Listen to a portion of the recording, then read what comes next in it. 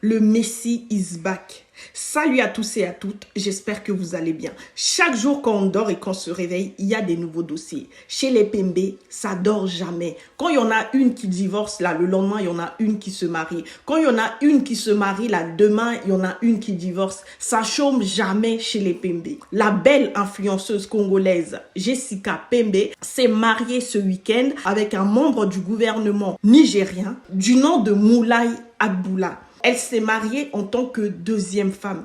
Et moi, c'est là que je dis, les Africains sont hypocrites. Le Congolais est hypocrite. Vous voyez, personne n'en parle.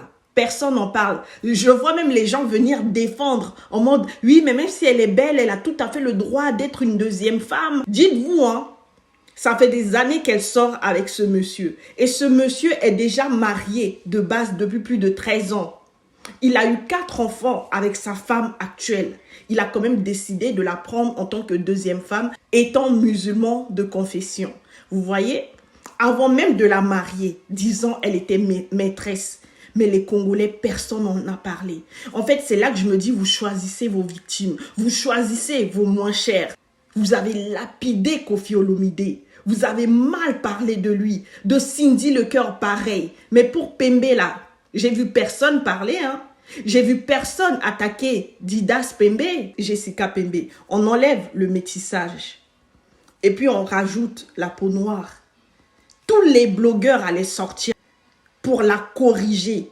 Ils allaient tous venir faire des longs textes. C'est eux, ils vont sortir tous les versets de la Bible pour justifier que c'est pas bien. Mais c'est une Pembe. En plus de ça, elle est métisse. Je vous vois applaudir. Oui, mais c'est pas interdit. C'est pas interdit. De toute façon, il a marié. Qui va refuser un homme riche, beau? Bizarrement, le discours a changé. Oui, mais elle a le droit, la liberté de choisir. Elle peut se marier avec qui elle veut. Bizarrement, le discours a changé. Avant de la marier, elle était sa maîtresse. Il faisait croire à sa femme qu'il partait en voyage d'affaires. Au lieu de ça, il venait au Congo voir Jessica Pembe. Tout ça, les Congolais sont au courant. Ils sont au courant. Mais personne parle. Vous avez accepté de cacher l'histoire. Je ne dis pas le contraire. Elle a tout à fait le droit. Son mari est musulman. Il a le droit d'avoir 4 femmes. Donc, si elle décide d'être sa deuxième femme, il n'y a pas de souci. Mais moi, c'est votre hypocrisie que je n'aime pas. Et ça, c'est quelque chose que j'observe beaucoup chez l'Africain. Au Cameroun, on a Coco Emilia. Et la fille qui s'était promenée nue dans le marché, là, ils l'ont diagnostiquée dépressive. Tranquillement, tranquille. Quand je vous vois matraquer Diana Bouli, c'est là que je dis, en fait, vous choisissez vos victimes. Et il y a un complexe d'infériorité face aux personnes claires. L'autre, vous justifiez vous-même son acte. Et puis Diana Bouli, non, elle ment. Diana, moi, je la taquine, je n'ai rien contre elle. Il faut qu'on change de mentalité. Arrêtons ce complexe-là face aux personnes claires. Bref, elle était magnifique. Jessica Pembe, elle est discrète, intelligente. Et je n'ai rien contre elle. Elle était très belle le jour de son mariage, un 10 sur 10.